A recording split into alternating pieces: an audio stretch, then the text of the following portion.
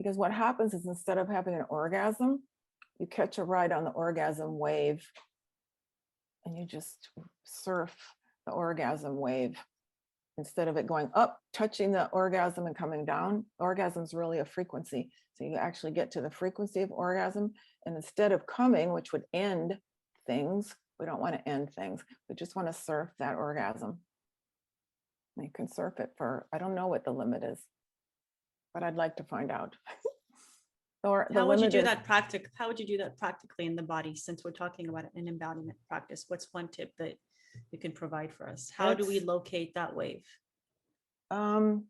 It's energetic. It's you have to, if you relax enough, and if your pleasure is continuing, and if you, first of all, there's a lot of healing that has to happen in the body before you can get to that place. And so a lot of Tantra is actually healing places in the body where we've gotten sexual dysfunction.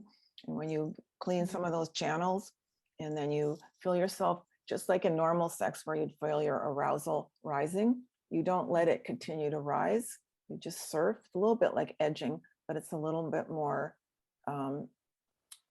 breathing and surrendering then to it. So the difference with edging is you're manipulating it. And in surfing the orgasm wave, my experience is that you feel it coming on and then you surrender, you let go. And the same thing Greg has reported about for men, because there's a difference between ejaculation and orgasm for men. And if men don't ejaculate, they can also, when they feel like they're going to come, they relax. They don't have to, we don't have to squeeze their testicles or any of those kind of tricks.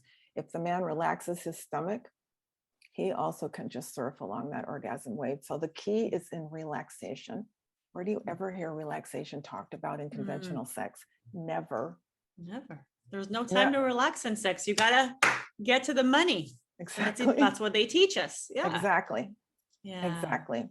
And the quicker and the faster and the harder, the better. So that kind of sex can be fun. Nothing wrong with it. It's just not what we are into in tantric sex. Right.